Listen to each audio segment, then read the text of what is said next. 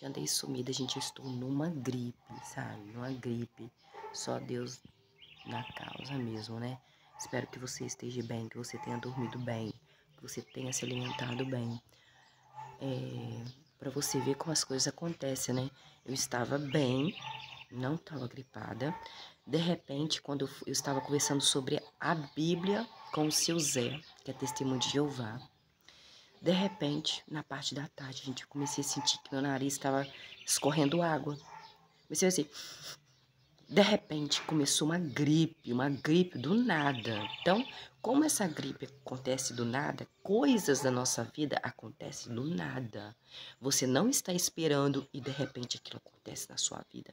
Por isso que nós temos que orar o tempo todo. Por isso que nós temos que ter consciência de que nós, seres mortais, não somos nada, somos totalmente dependentes de um Deus que é dono de todas as coisas, que é dono de todo o poder e que sabe de tudo, e ele sabe o que ele quer. E como somos seres mortais, somos seres o tempo todo ali, estamos na beiradinha da morte. Porque ninguém que tenha todo o dinheiro do mundo não pode me trazer da morte mais. Não pode trazer você da morte mais. Não pode trazer ele mesmo da morte. O que acontece? Você acha que uma família, gente, que tenha todo o dinheiro do mundo, você acha que a rainha, até que a rainha da Inglaterra, acho que não sei, né? Lady Di, não sei.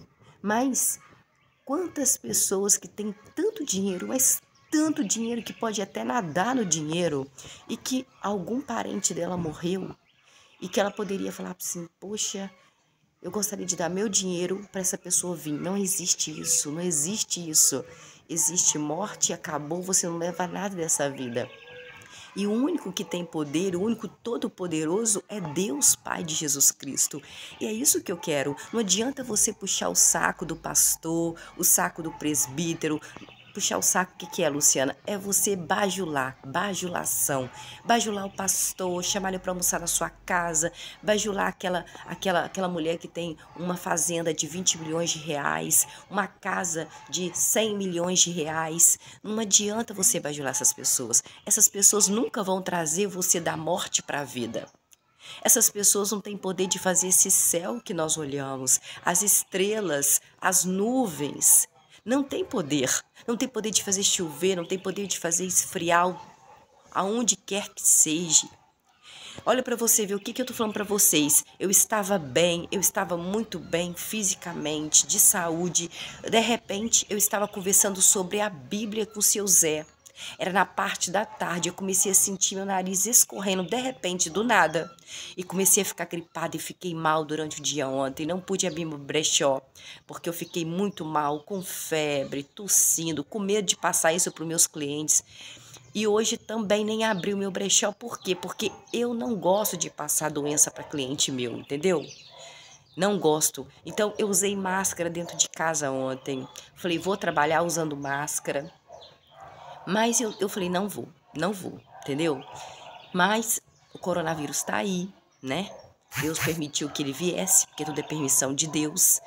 Ele não foi embora. A vacina ajuda que a gente não morra, mas a gente pega coronavírus. Então foi por isso que eu não fui trabalhar 2 dias. E ao nos ver isso, quando aconteceu isso comigo, gente, que eu estava bem durante a manhã todinha, à tarde, uma parte da tarde, na hora que eu estava falando da Bíblia, falando de Deus, falando do poder de Deus, falando com o seu Zé, ele falando comigo, eu conversando com ele, e eu comecei a sentir uma água escorrendo aqui no meu nariz. Eu falei, gente, eu vou gripar, será? E nisso, eu não sabia que eu iria gripar. Você não sabe que dia que você vai morrer. Você não sabe que dia, o que vai acontecer no seu futuro e da sua vida. Eu não sei o que vai acontecer no futuro da minha vida. O futuro pertence a Deus, que é Pai de Jesus, que não divide a glória dele com ninguém, nem com o seu sofá, nem com a sua casa, nem com as suas plantas. Não divide a glória com seu filho, porque ele tem que ser adorado acima de tudo. Ele fala amar a Deus sobre todas as coisas. Coisas são pessoas também. Então vamos lá, gente, porque nós estamos aí no 1 Samuel. Nós entramos em Samuel agora. Primeiro Samuel, porque existe o segundo Samuel, né? Então vamos ali o capítulo 1, versículo 1. Havia um homem de um lugar chamado Ramataim Zofim. Ramataim Zofim. Ramataim Zofim, gente, era da região montanhosa de Efraim, cujo nome era Eucana. O nome desse homem chamava-se Eucana. Eucana, ele era filho de Jeroão. Jeroão, vem cá, meu filho, eu quero falar com você.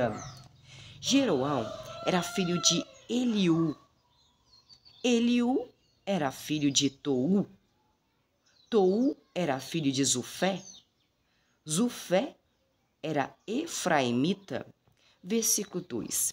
Então, o Eucana tinha duas esposas. Você tem condição de pagar tudo que você paga para uma para outra, duas esposas? Porque assim, lá pode ter duas esposas. Tem países que você pode ter 10 esposas, mas só que você tem que dar tudo para uma, você tem que dar para outra também, amor. Não pode deixar faltar, não. Tem que ter bastante grana mesmo, porque não pode deixar faltar para uma e nem para outra. Então, versículo 2. Eucana tinha duas esposas. Uma das esposas dele se chamava Ana.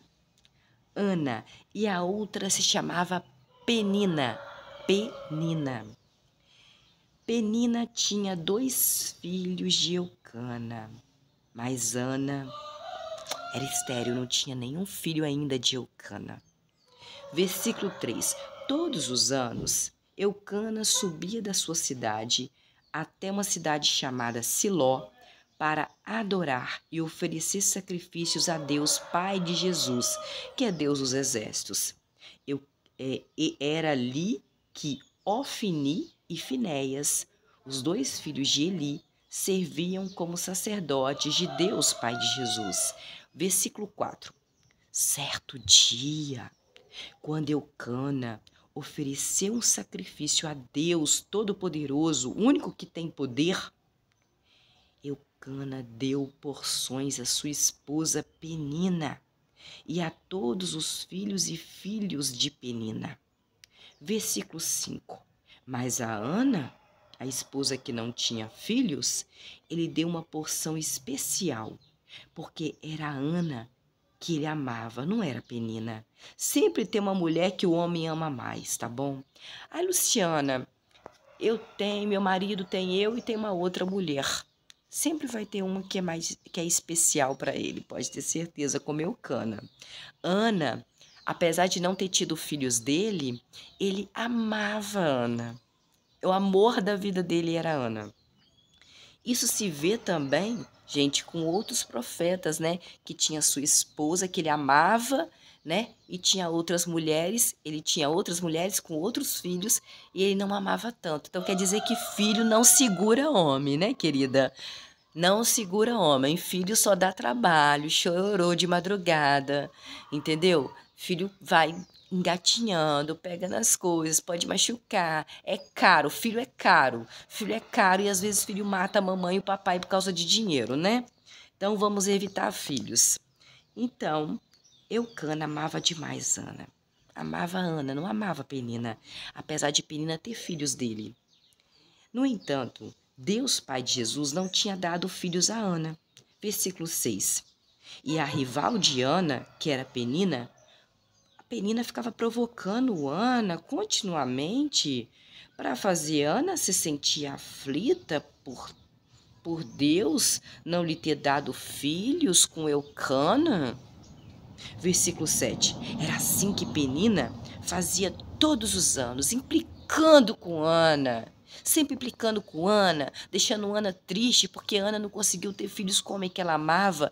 Mas Eucana amava Ana. Por mais que Penina tivesse 10 filhos dele, ela tinha 3, ele amava, era Ana que não tinha filho deles. Porque o amor de um homem é para apenas uma mulher. Ele ama O homem ama. E quando ele ama apenas uma mulher. Eu conheço um moço que ele mora aqui perto do meu bairro. E ele passa aqui para conversar comigo e ele tem 2 namoradas. A mulher dele morreu, a esposa morreu. E ele tá viúvo. E ele sai com essas 2 mulheres, ou 3 ou mais. E ele vira para mim e fala: meu amor, amor mesmo, é a minha esposa que faleceu. Eu nunca vou sentir amor por outra mulher igual o da minha esposa que faleceu. A única mulher que para mim presta é a minha mulher que faleceu. Você tá entendendo? Presta atenção. Então, se você está sendo provocada pela segunda mulher do seu marido, fica triste não. Porque o homem, no coraçãozinho dele, tem uma mulher que ele ama. Ele pode ter 2, 3, 4, 5, 10 mulheres, mas ele não ama todas 10 do mesmo jeito. Tem uma especial para ele. Versículo 7. Era assim que Penina fazia todos os anos, sempre que Ana subia à casa de Deus, Pai de Jesus.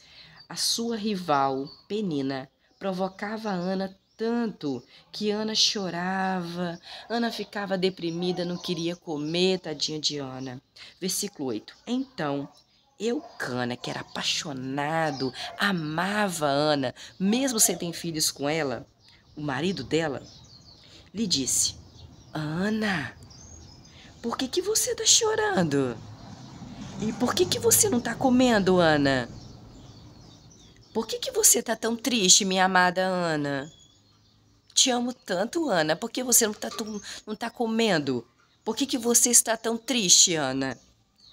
Será que eu, Eucana, seu marido, não sou para você melhor do que 10 filhos? Você é minha mulher amada. Você acha que eu deixo de amar você por causa de filhos? Não, Ana. Eu, Eucana, te amo. Amo mais do que qualquer coisa. Eu sou mais importante para você do que 10 filhos que Deus, Pai de Jesus, te der, meu amor. Que coisa bonita, né? Versículo 9. Depois Ana se levantou. Quando terminaram de comer e beber em Siló, ela e Eucana, seu marido, e Eli, o sacerdote, estava sentado na cadeira junto à lateral da porta do templo de Deus, Pai de Jesus. Versículo 10. Ana estava muito angustiada, Ana ficava triste. Ai, se não der filho pro Eucana, ele vai amar Penina. Não, não.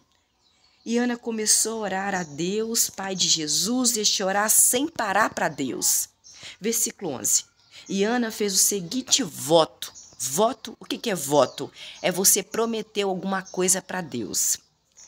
Ó Deus, Pai de Jesus, Deus dos exércitos, se olhares para a aflição da tua serva Ana, e te lembrares de mim, de Ana, e não te esqueceres da tua serva, não esquece da Ana, e deres a tua serva um filho, um menino, eu, Ana, o entregarei a Deus por todos os dias da sua vida, e não se passará navalha na cabeça do meu filho. Ele nunca vai cortar o cabelo dele vai continuar só crescendo, nunca vai ter uma pontinha cortada, Deus.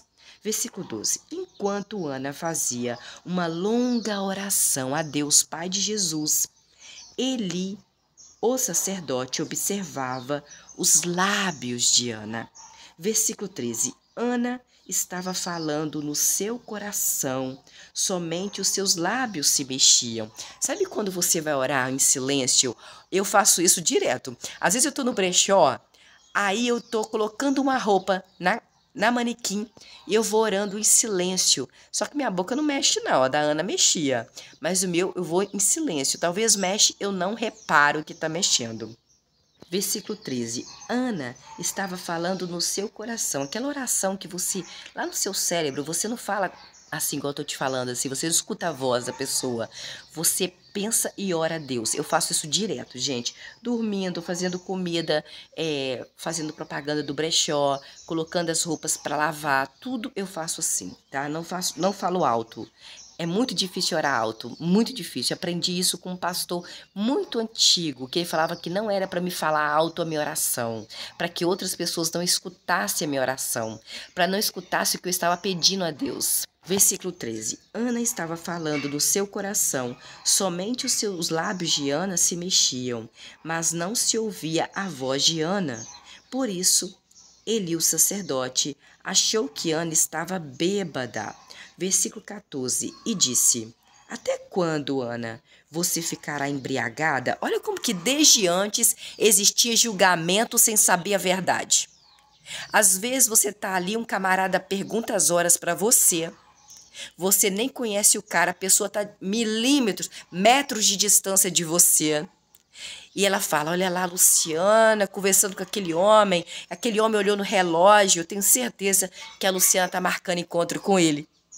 Às vezes o homem passa na porta da sua casa, te cumprimenta com um tchauzinho, você fala: posso que tem alguma coisa com a Luciana, é amante dela. Gente, o julgamento dos outros acontecia desde antes. Olha, antes de Jesus vir no Velho Testamento, Ana estava orando a Deus, Pai de Jesus, em silêncio no seu coração. Mas, Ana, talvez eu não observe a minha boca, mas eu oro o tempo todo assim, igual Ana.